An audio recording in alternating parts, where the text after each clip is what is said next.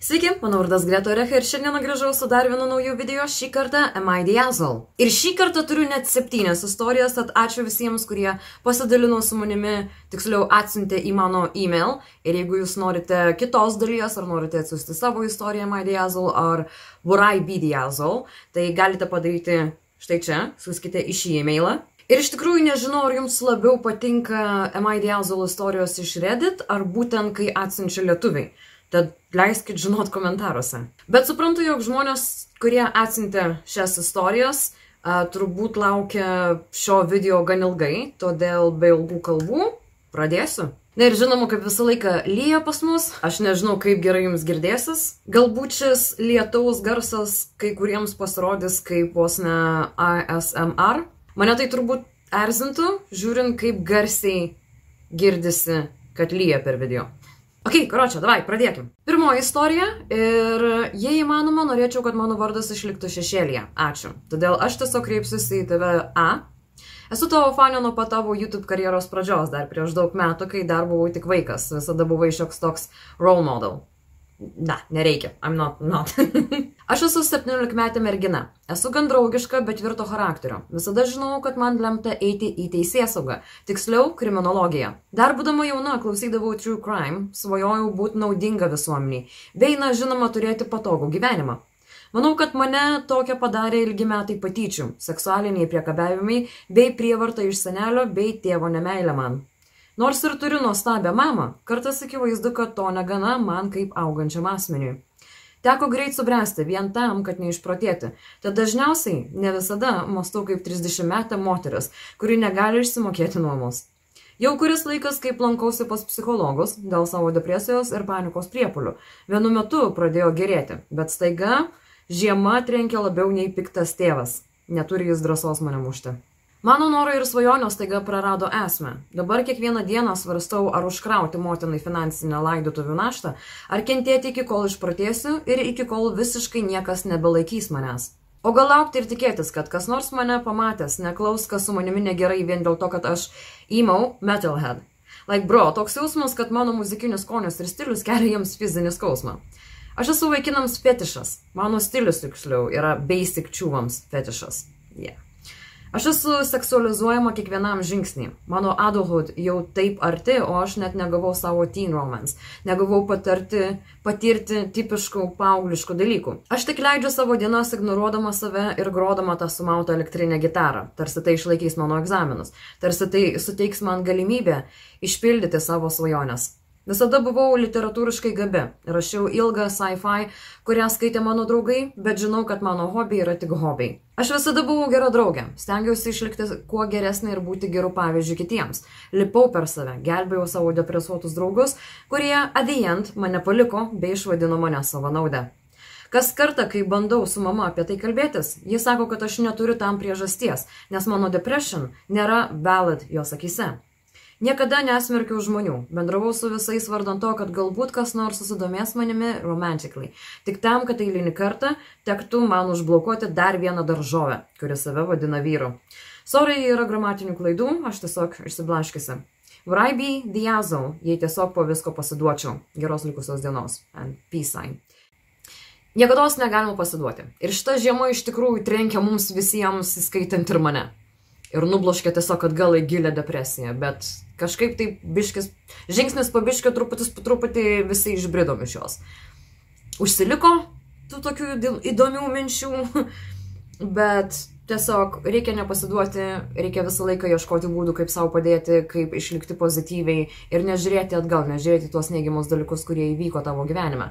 Ir aš suprantu, kad skaudu ir visiems skaudu yra atsiminti ar suprasti, jog tam tikri žmonės, pavyzdžiui, kaip tėvai, nelabai noriai reaguoja į mūsų sunkumus, nes aš vis dėlto manau, kad mūsų tėvai ir tuo labiau mūsų seneliai, kadangi jie iš kitokios kartos, kur nebuvo galima kalbėti apie savo emocijas, yra labai sunku dabar suprasti mus.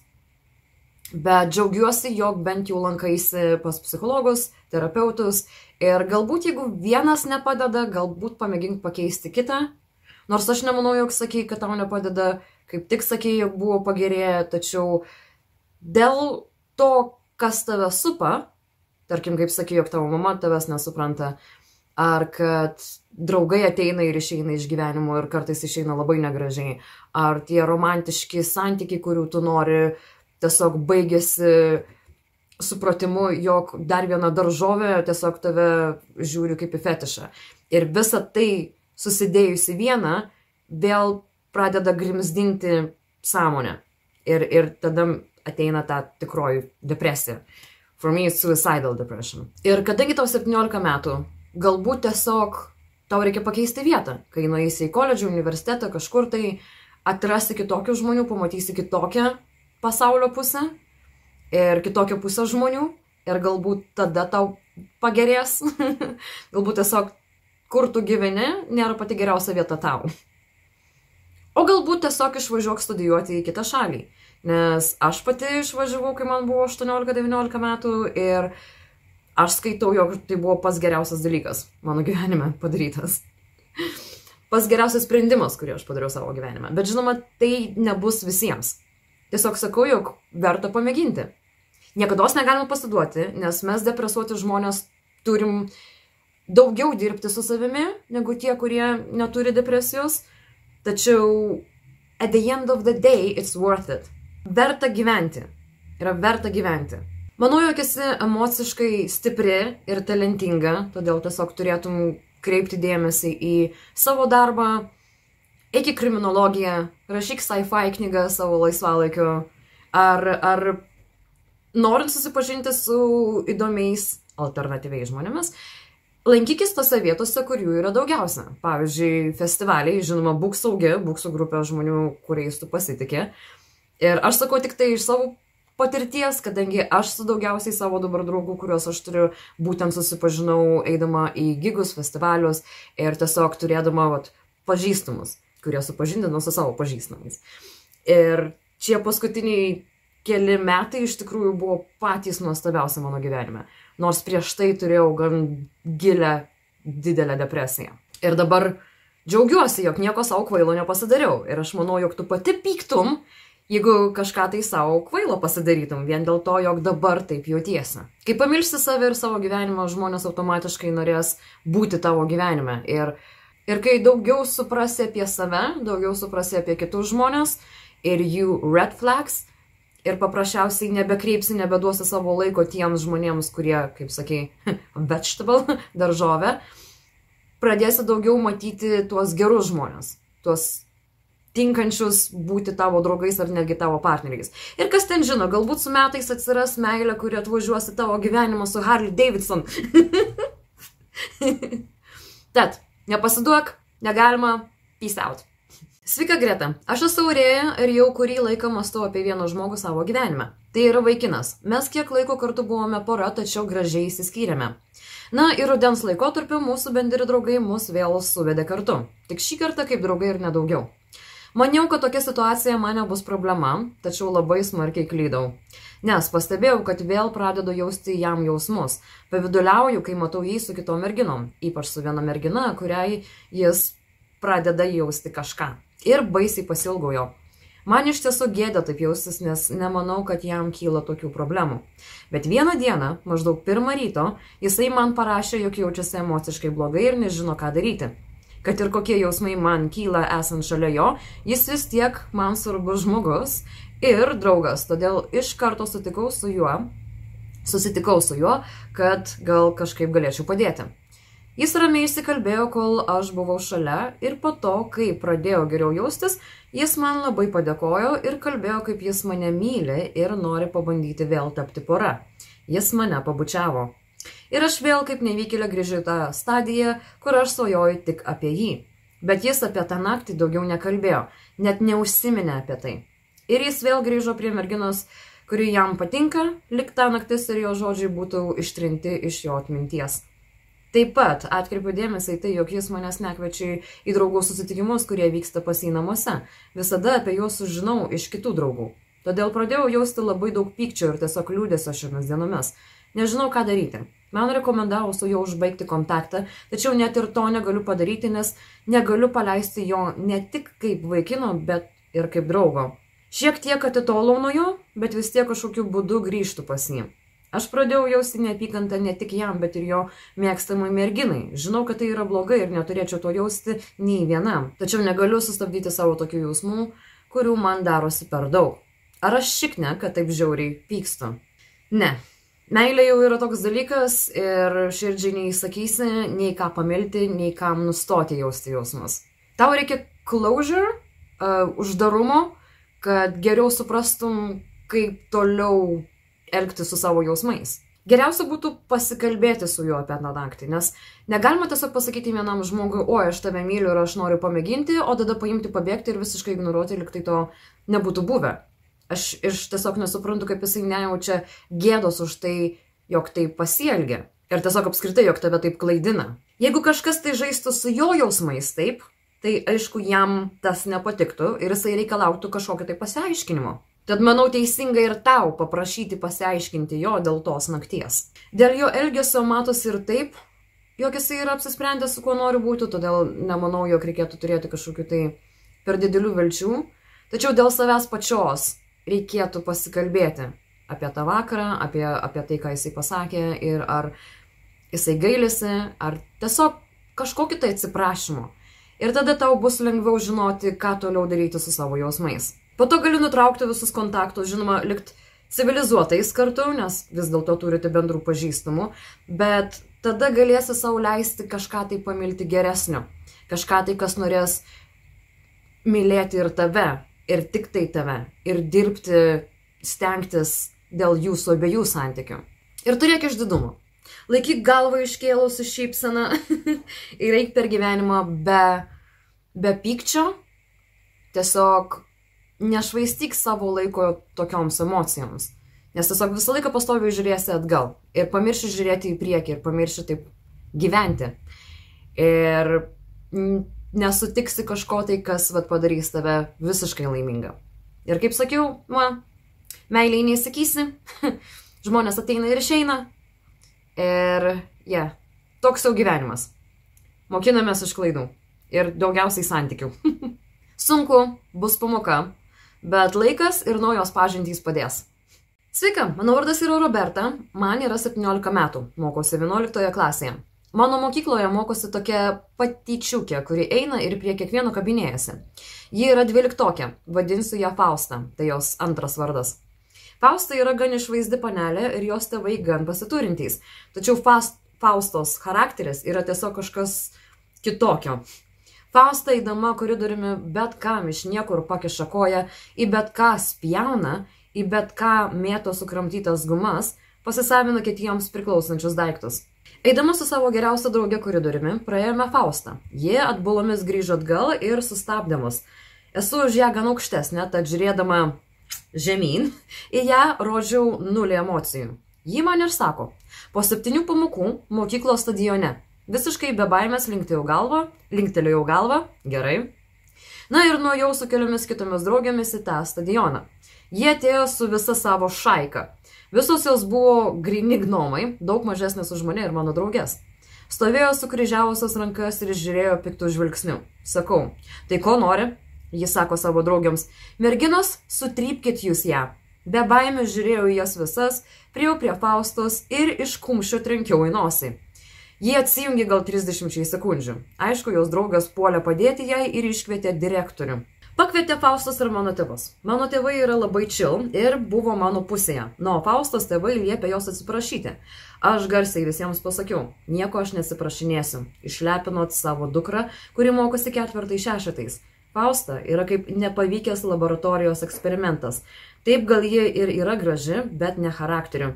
Visi tylėjo geras 30 sekundžių, iki kol jos mama šovė. O tai kam to smurto? Tu esi beviltiška. Jos mamai kirtau. Jūsų neišauklėta dukra kiekvieną žmogų mokykloje žemina. Aš tikrai nebūsiu viena iš jų. Fausta apsiverkė savo tėvelių glėbėje ir aiškino visiems, kad labai skauda nosį ir kad ji tuoj vėl apalps. Aš tiesiog nusijuokiau. Šis posėdis buvo nukeltas kitai savaitei. Fausta po to susirinkimo mokykloje nesirodė 4 dienas. Likus 3 dienoms iki atidėto susirinkimo, ji grįžo su visomis savo patyčiomis. Atėjo posėdžio diena, ji vėl apsiverkė, o jos tėvai man aiškino, kad paduos į teismą. Aišku, mano tėvai mane gynė. Sunkiai, su pykčiais praėjo šis posėdis. Ir direktorius nusprendė vėl padaryti naują susirinkimą po 2 savaičių. Kam? Kitą dieną mokykloje su draugėmis nuėjau į mokyklos tualetą ir ten buvo Fausta su kitomis 2 savo draugėmis. Susitarėm, pašnipdžiomis su draugėmis, kad jos laikys Faustos draugės, o aš parklupdysiu Faustą ant žemės ir priversiu atsiprašyti manęs. Taip ir padarėme. Fausta verkdama atsiprašė, kol jos draugės spiegė mano draugių rankose. Po 2 savaičių posėdėje Fausta atsiprašė manęs prie tėvų ir direktoriaus. Po tos dienos mokykloje nebegirdėjau jokių Faustos pasišaipimų. Taigi, am I the asshole, kad taip su ją pasielgiau? Tikiuosi perskaitysim, žinau, istorija ilga, myliu tave ir tavo kontatą. Dideliai apkabinimai nuo manęs. Okay, girl. You have some balls. Shit. Faustos poelgis, žinoma, nėra priimtinas, bet aš nemanau, jog yra priimtina spręsti dramas fiziniu smurtu. Aišku, nemanau, jog Fausta būtų supratusi vien tik tai žodžiais, kad jinai elgėsi negražiai ir negerai, bet, kartais reikia tokius žmonės pasodinti į savo vietą. Net jeigu tai reiškia duoti į nosį, bet aš neskatinu to. Tačiau suprantu, jog turbūt kitos išeities nebuvo, nes jinai ir toliau būtų lindusi ir priekabiavusi prie tavęs ir mėginusi tave kažkaip tai ar tavo draugės gąsdinti. Bet, you're not the asshole, definitely not, bet ką mano žiūrovai? Man būtų iš tikrųjų labai įdomu sužinoti, ką mano žiūrovai, nes 50-50. Žinoma, reikia mokėti ir žinoti, kada apsigint ir kaip apsigint ir pastovėti už save ir aš labai didžiuojuosi, jog taip ir padarėjai. Bet, ar galima buvo kažkaip kitaip išrituliuoti šią situaciją? Tad aš tiesiog noriu paklausti savo žiūrovų, ką būtumėt jūs padarę kitaip, ar galbūt tiesiog 100% pritarėt, ką padarė Roberta. Labas, Greta. Esu mergina, man 17 metų ir ši istorija įvyko maždaug prieš 2 metus. Buvo vasara ir įvyko gabiųjų mokinių kelionė į Klaipėdą, bet visiškai nemokamai. Kadangi visai neblogai mokinausi, važiavau ir aš. Kelionė nebuvo labai kažko ypatinga, bet po jos, einant namo su mano drauge, prie mūsų priėjo metais jaunesnė mergaitė ir užkalbino mus. Ji pasakė, kad atrodom fainos ir norėtų su mumis bendrauti. Buvo labai malonu ir aš, žinoma, žavėjausi jos drąsa. Mano draugė, pavadiname ją X, o tą praėjusią mergaitę Z. Mergaitė Z gerai žinojau iš mokyklos ir anksčiau, ji metais jaunesnė už mane. Nežinau, kodėl nebendravom anksčiau, bet apsidžiaugiau, kad pasitaikė tokia galimybė, tai po tos kelionės daug susirašinėjome ir bendravome. Ji yra toks žmogus, kuris dažnai nepamato žinučių ir gali atrašyti po labai daug laiko. Mane tokie žmonės užpisa, bet oh well. Galvoju, ta mergina yra faina, tai gal iškesim. Bendravome, susitikdavome, kadangi neturiu daug draugų, o ji buvo labai nuoširdi. Tai norėdavau susitikti dažnai, leisti daugiau laiko bei daug bendrauti. Turėjome labai gražų ryšį, nors susitikdavome ir retai, vis tiek labai mielai ir artimai bendravome. Rašydavau jai dažnai, nes norėdavau susitikti, bet nieko nepagalvokit, suprantu, kad žmogus turi savo gyvenimą, tai nerašiau kasdieną. Parašydavau gal kartą į mėnesį. O kadangi jis žmogus, kuris ne visada pamatydavo žinutes, tai dažnai ignoruodavo. Po beveik metų laiko aš jau buvau gimnazijoje. Ji parašė, kad noriu nutraukti bendravimą. Buvau pasimetusi, sutrikusi, bei klausiau, kodėl. Konkretaus atsakymų negavau, bet labai nuoširdžiai pykau, kaltinau save ir tuo pačiu metu galvojau, gal kažkas dabar negerai. Ir buvau pasiruošusi jai viską atleisti. Nesupratau jos, kodėl pati siūlė bendrauti ir vėliau mane atstūmė. Ar aš buvau per daug įkyri, ar tiesiog mes kitokie žmonės? Daug klausimų kyla. Dabar mes mokomės toje pačioje gimnazijoje. Dažnai ją matau. Mes sveikinamės. Ima kaltės jausmas, pyktis bei skaudus prisiminimai matant ją. Am I the asshole, kad nutrūko mūsų draugystė? No, ne. Ir keista. Ir tikrai reikia, kaip prieš tai sakiau, reikia to closure, reikia to uždarumo, kad suprasti, kas ir kaip. Ir nekaltint savęs. Jeigu jūs visien matotės ir sveikinatės, galbūt tiesiog kurią nors dieną galėtum ją užkalbinti ir paklausti, hei, kaip tau sekasi, kaip laikaisi, ir hei, kas ten buvo prieš metus ar kelis, ar viskas gerai, gal tau reikėjo kažkokios tai pagalbos, gal kaip tik norėjai atitolti nuo visų, ta prasme, aš suprasiu, viskas tvarkoja, tiesiog norėjau suprasti ir sužinoti kodėl, nes gali pasakyti, jog nori sužinoti šią informaciją dėl smalsumo, arba pasakyti taip, kaip yra, jog jautiesi, kad buvai per įkyri rašydama jį kartą į mėnesį. Nu, čia nesąmonė. Kadangi tai gimnazija ir jūs vis dar jaunos, per daug tai neimčiau į galvą. Ne visi lieka draugais visam gyvenimui. Ir ne visiems reikia priežasties išsiskirti ir nutraukti bendravimą, nutraukti santykius, draugystę. Galbūt, kaip pati sakai, kažkas tai įvyko jos gyvenime ir jinai paprasčiausiai negalėjo savęs emociškai ir fiziškai atiduoti kitiems žmonėms ir tiesiog reikėjo laiko išgyti. Nu, gal neviniosiu į vatą. Atsiboda ir tiek. Ne iš blogosios pusės, bet paprasčiausiai draugystės išblėsta, atsiranda naujos ir tu tiesiog nerandi laiko seniems pažįstamiems draugams, su kuriais susimatai kartą į mėnesį ar kartą į 2 mėnesius, 3 mėnesius, kas ten žino. Ir tiesiog turi daugiau laiko tiems, su kuriais jautiesi artimesnis. Ir tiek. Ir ypač tokiam amžiui, kai viskas pas paauglius, pas žmonės keičiasi. Charakteriai, draugai, hobiai. Tiesiog džiaugiasi, jog tas žmogus buvo tavo gyvenime ir eik toliau. Galbūt kada nors vėl pradėsite bendrauti, bet nereikia pergalvoti per daug. Nereikia užsisėdėti ant tos minties per ilgai. Ir tiesiog mėginti atrasti kitus žmonės. Galbūt taip, tau patiko su ją bendrauti, bet jeigu tu duosi šansą kitiems žmonėms ir pamėginsi pabendrauti su kitais žmonėmis, atrasti kažką tai, kas bus, labiau tau, supras tave labiau ir norės atrašyti tau kiekvieną dieną, ar patys rašys tau kiekvieną dieną, ar kartą į savaitę, ar ten kartą į mėnesį. Ir niekas per galvą neduos, jeigu ir pati pamėginsi va taip prie ko nors priejus, pabendrauti, užkalbinti ar parašyti internete žinutę ir taip susipažinti su naujais žmonėmis. Tau, sėkmės, all be good, viskas bus gerai. Labas Grete, tavo video yra puikus, esu didelė tavo fanė, man patinka tiek true crime, tiek istorijos iš pasaulio. Ačiū. Tad noriu pasidalinti vieną istoriją. Neįsižeisiu ir nesupyksiu, jeigu šios istorijos neįdėsi į video, nes tavo kanalas, tavo sprendimas dėti ar ne, bet tiesiog pasidalinsiu ir galėsiu nuspręsti pati. So, it's already here. Beje, fun fact, šią istoriją patalpinau Reddite, todėl duosiu nuorodą į angliškai parašytą istoriją, tam, kad galėtum perskaityti komentarus, kitų nuomonės ir palyginti su savo nuomonė. Nes man asmeniškai labai patinka išgirsti kitų nuomonės ir tada pačiai spręsti, kaip elgtis. Tad, be ilgų kalbų, einam prie istorijos. Am I the asshole, jog bendrauju su 2 vaikinais, nors nejaučiu nei vienam simpatijos. Vardai bus naudojami netikri dėl anonimiškumo. Taigi aš 19 metų turiu 2 geriausius draugus – Ryaną 22 ir Tony 21. Su Tony esame pažįstami pusę metų, kadangi abu studijuojame tą pačią specialybę ir gyvename bendrabutyje. Aš gyvenu viena, o jis su kitu savo draugu. Bet mes dažnai susitinkame ar tai bendrabučio virtuvėlėje, ar tiesiog aplankome vienas kitą kambariuose ir tiesiog palaikome ryšį. Sekantis draugas, apie kurį paminėjau, vardu Ryan, su juo susitikau jaunimo centre, kur dažnai lankausi ir tai yra mano darbas. Aš savanoriauju tenai. Dirbu ir padedu ruošti renginius. Sakau, man šiandien kažkodėl tai sunku skaityti. Kartą atėjusi į jaunimo centrą pamačiau vėl tą patį vaikiną Ryaną. Pasikalbėjome, susipažinome ir radome panašumų. Pavyzdžiui, sutampa mėgstamiausia spalva raudona. Nu gerai.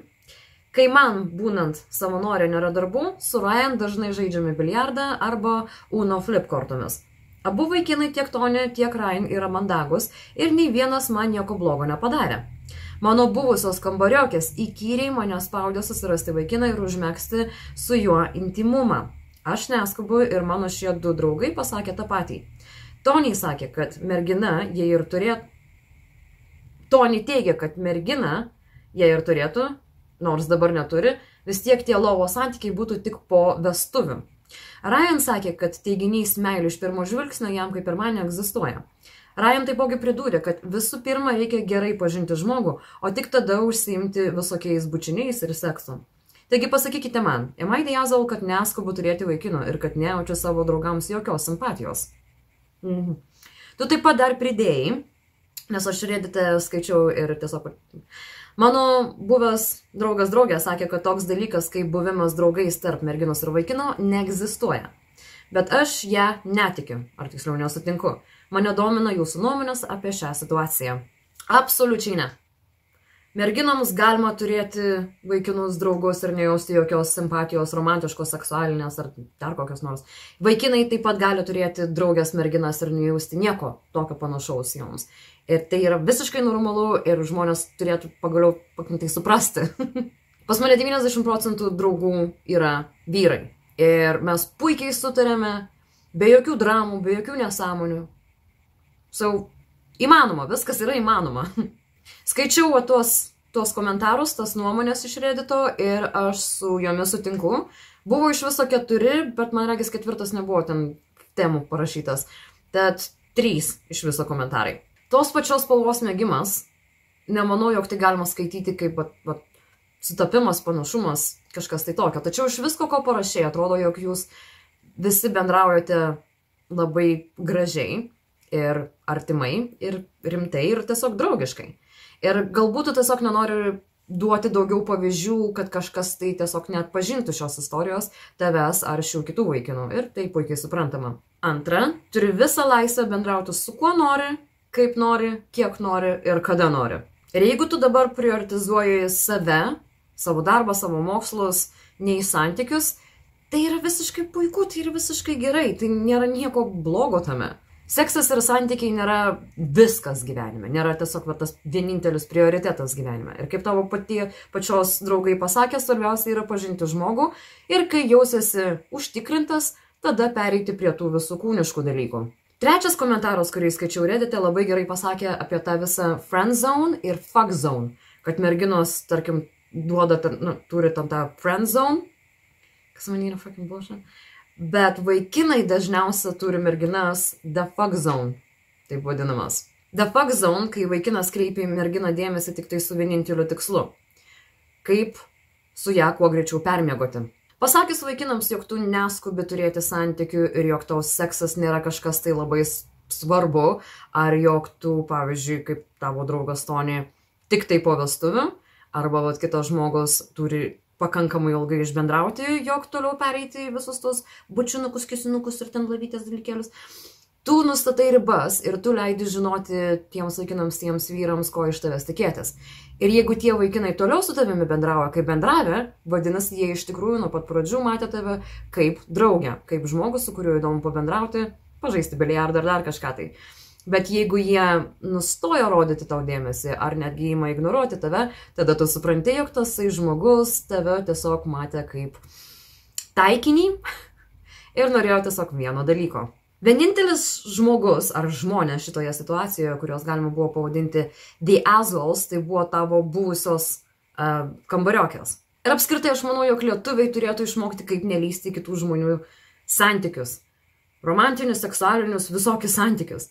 Jeigu jūsų neprašo patarimo, tai ir neduokit. Susikiškit savo patarimus savo. Radai žmonės, gerus žmonės, su kuriais įdomu bendrauti. Ir tai atrodo kaip sveiki santykiai, draugystė. Nes, jūs visi 3 žinote apie vienas kitą. Jūs visi 3 pasakėte, jog neturite jokių jausmų vienas kitam. Ir jūs toliau bendraujate. Tad definitely not the asshole. Ir kaip sakiau pačioje pradžioje, vaikinai su merginomis gali būti draugais. Labas Greta, ačiū už puikų turinį, tikrai nuoširdus, ačiū. Rašau Am I the asshole. Noriu paklausti, ar aš šiknis. Situacija paprasta. Dirbu naktinėme klube, barmenu ir matau viską, kas vyksta vakarėlių metu. Ir vieną vakarą į mano barą užsuko geriausio draugo žmona. Paplepėjome, pasijuokėme, bet vakarėliui įpusėjus geriausio draugo žmona, trumpai tariant, alkoholio dėka atsipalaidavo ir šokio aikštelėje leidosi visų liečiama, bučiuojama ir visaip kaip atsidavusi svetimiems žmonėms. Tai pamatęs aš nusprendžiau tai pranešti savo draugui su visais įrodymais, ko pasekoje tai buvo traktuota kaip nepagarba ir neištikimybė šeimoje. Jie dabar ant skyrybų slenksčio. Tai noriu paklausti, ar man reikėjo patylėti, ar pasielgiau teisingai. Mašiau ir kažkiek sumašiau. Vis dėlto, tai yra tavo geriausias draugas. Bet iš kitos pusės, žmona turėjo pasakyti, kas įvyko. Tu galėjai pasišnekėti su žmona ir pasakyti, kad, hei, aš turiu tokius ir tokius įrodymus, aš mačiau tave, kaip tu leidaisi būtent glamonėjimą ar ten kažkas ir taip, galbūt tu buvai per daug prisigėrusi, tačiau tu visiems leidaisi tai daryti ir aš turiu šios įrodymus. Ir du pasirinkimai, arba eini pas savo vyrą ir pasakai, kaip buvo, kas buvo, arba aš nueisiu pas savo geriausią draugą tavo vyrą ir parodysiu viską, pasakysiu viską. Ir įdomu, ar tai vyko pirmą kartą ar ne pirmą kartą. Ar vis dėlto tai buvo, alkoholio dalykas, kad jinai antiek prisigėrė, kad nesuprato, kas vyksta ir nesuprato, kad jinai ten kažkas kitas lenda prie jos, o ne jos vyras, kurio nebuvo šalia, kaip supratau. Jeigu tarp sutuoktinių nėra susitarimo turėti atvirus santykius, open relationship, arba poly, swing, įvairiausių ten visokių būna open relationship, tai tada ne. Jos toks elgesys yra nepriimtinas ir jinai turi sulaukti atitinkamų pasakmių dėl to. Galbūt skyrybos nėra kažkas tai, ką reikia daryti iš karto. Galbūt reikia apie tai pasišnekėti iš pradžių. Bet aš suprantu iš vyro pusės, kodėl jisai toks piktas. Jeigu tai iš tikrųjų nutiko pirmą kartą ir jeigu tai iš tikrųjų buvo dėl alkoholio ir jeigu ji labai gailesi ir galbūt netgi jaučia gėdą, galbūt tada visiems jiems reikėtų pasišnekėti ir mėginti išlaikyti tos santykius. Bet jeigu ne, jeigu tai ne pirmą kartą ir jinai gali atlaikyti savo alkoholį, tada kam sėdėti santykiuose, jeigu tu nori laisvės ir nori būti su kitais žmonėmis. Tad matyt, šios skyrybos tiesiog padėtų abiems. Įdomu, kaip tavo draugas pats reaguoja į visą tai. Ta prasme, ar jisai padėkojo, jog tu pasakei viską ir parodėjai, ar vis dėlto gal šiek tiek pagalvojo, jog mėgina tai skirti juos, nors nemanau. Šitą istoriją iš tikrųjų gan sunku pasakyti, nes aš asmeniškai manau, jog aš norėčiau, jog mano geriausias draugas pasakytų, jeigu mano partneris, sutuoktinis, irgi nuėjęs į kažkokį tai klubą pradėtų lysti prie kitų moterų ar merginų. Tai taip, aš norėčiau žinoti ir aš padėkočiau savo draugui dėl šios informacijos ir tada jau mėginčiau žiūrėti ir kalbėti su savo sutuoktiniu. Iš kitos pusės, manau, jog reikėjo jai pačiai leisti pasakyti pirmai, jog taip įvyko, tas buvo ir panašiai.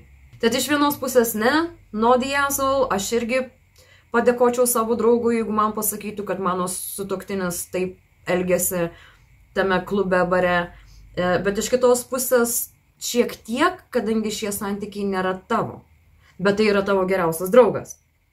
Bet tai visiems ne tavo santykiai.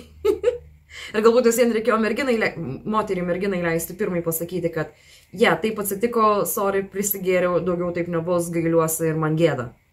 Kadangi man sunku apsispręsti, tai tiesiog noriu paklausti savo žiūrovų, ką jūs darytumėte, kaip jūs galvojate. Ar Mindaugas the asshole už tai, kad pasakė savo geriausių draugui apie tai, kas nutiko, ar jūs būtumėt pasakę savo geriausių draugui, geriausiai draugiai, jeigu tai pamatytumėt, jeigu taip jums nutiktų.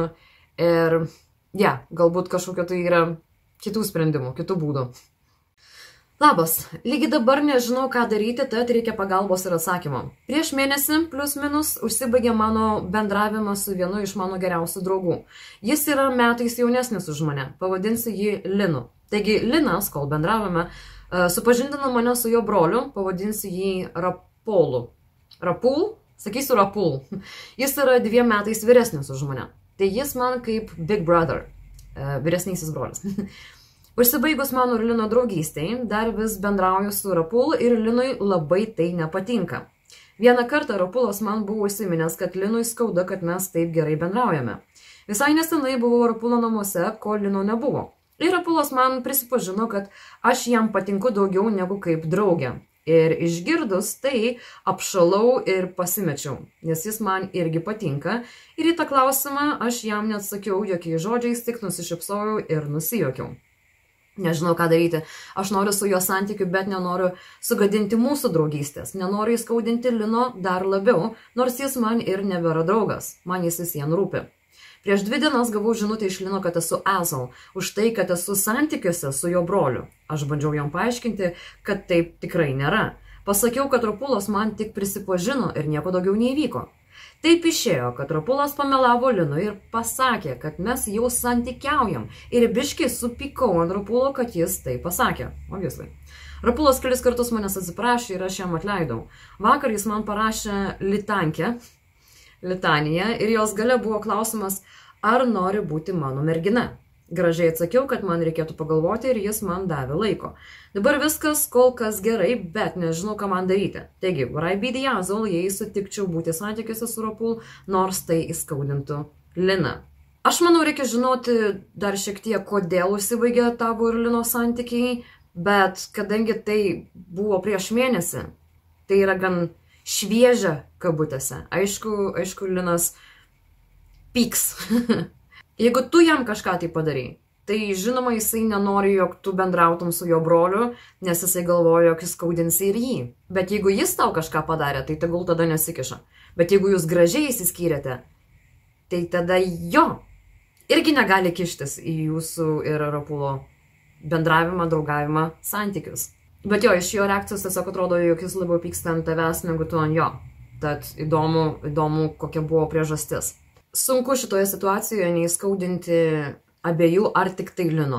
Ir vis dėlto tai yra jūsų gyvenimas, tai yra tavo gyvenimas ir jeigu tu nori pamėginti draugauti su Rapulu, tai taip ir turėtum padaryti.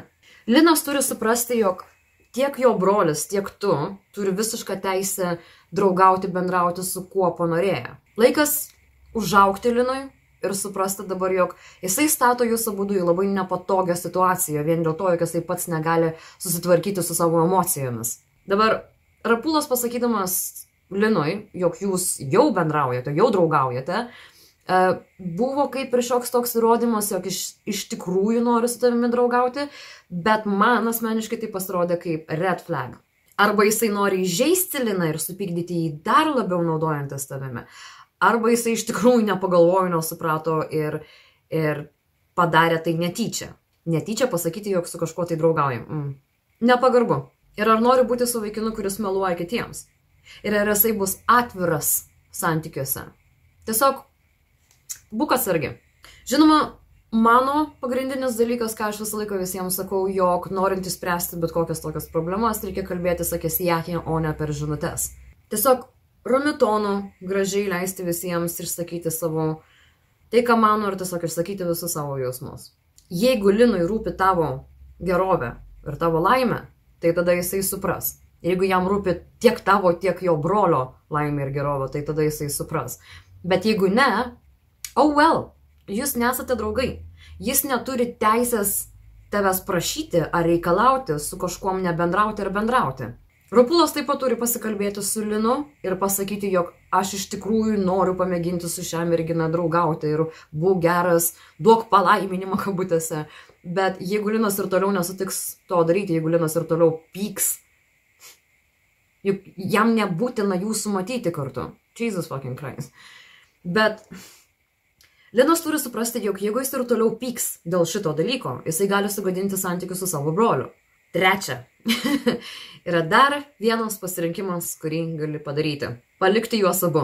Jei nenori dramos, jeigu nenori nuspręsti, ką daryti, jeigu nenori skubėti nuspręsti, ką daryti, nereikia. Neprivalai. Mes kaip žmonės nesame atsakingi už kitų žmonių jausmus, už kitų žmonių laimę, meilę, tik savo. Taip, mums gali rūpėti kitų žmonių jausmai ir mes galim išreikšti norą padėti jiems, tačiau dienos gale tai yra jų pačių darbas. Tau nereikia rūpintis Lino jausmais, kaip ir tau nereikia atsakyti Rapulą, ir tu nori su juo draugauti ar ne. Jeigu tu nori su juo draugauti, gerai, prašom, daryk tai. Jeigu nenori, tiesiog lieki draugais. Galbūt Linas su laiku supras, jog tiek tu, tiek jo brolis turi teisę į tą laimę, meilę ir jog jisai negali liepti jums nebūti kartu. Tad 3 patarimai turbūt. Žiūrėk, kaip tau geriau ir ko tu nori. Ir jeigu tu ketinsi rūpintis visų savo draugų jausmais, tai kas tada pasirūpins tavo? Ir kada tu būsi laiminga? Ir kada tu gausi tą meilę? Sėkmės, Patricija. Tikiuosi, kad ir ką nuspręsi daryti šitoje situacijoje, būsi visiems laiminga. Ok, 7 istorijos. Visos jos buvo tikrai gan skirtingos ir dar kartą ačiū visiems, kurie atsiuntė savo istorijas. Žinau, kad kartais yra nelabai malonu ar smagu rašant išgyventi tam tikrus jausmus vėl ir vėl. Kitos istorijos buvo tikrai gan smurtiškai šmaikščios, ne? Viena tiksliau. Bet norėčiau iš tikrųjų daryti tai dažniau, žinoma, jeigu atsiras žmonių, kurie siūs savo istorijas, nes aš nemačiau nei vieno lietuviško kanalo, kuris darytų Am I the Asshole, būtent lietuviškas istorijas. Bet kaip visada, leiskit žinoti komentaruose, ar patinka Am I the Asshole, or Would I be the Asshole istorijos, ar norėtumėte, jog kartais padaryčiau ir paimčiau istorijas iš Reddit, nes jos dažnai būna tikrai unikalios, jeigu taip galima būtų pasakyti. Pati sakau vieną kanalą, kiekvieną dieną žiūriu OKOP ir man pačiai patinka tiesiog klausytis šitų visų istorijų ir aš pagalvojau, kad davai pamėginsim padaryti ir su lietuviškom istorijom. Duokit žinot. Ir taip pat nepamirštam, jog aš turiu Contribui, į kurį keliu dabar kiekvieną dieną stengiuosi vis kelti kuo daugiau senų video, kurie tiesiog yra Q&A, tag, challenges, disaster kitchen, visokie testinimai, AliExpress, visokie Wish, Amazon, ten daug karočio video. Ir oh my god, aš turbūt užtruksiu gerus porą mėnesių, kol sukelsiu savo senus video tenais. Bet žinoma, naujausi video yra visą laiką keliami į Contribui pirmi ir tada po kažkur tai savaitės 2-3 yra įkeliami į YouTube. Ir kaip sakiau, nuo 3 vlogo pradėsiu kelti tik tai Contribui ir ne į YouTube. Ačiū visiems jau 24 žmonėms, kurie yra subscribinę mane. Aš galvojau, jog tai bus kokie 5 daugiausiai. Bet ačiū žinoma ir mano YouTube subscriberiams. Tikrai kiekvieną savaitę pasistengsiu kelti bent po vieną video, kad ir kaip neturiu laiko, nes dabar mano savaitgalį yra dedikuojami santykiams ir tai atima iš manęs 2 dienas kiekvieną savaitę. Bet aš tikrai labai daug laiko neturiu, bet aš stengiuosi. Alright, ačiū už jūsų šiandienos dėmesį ir kaip visada pasimatysime per kitą video. Bye!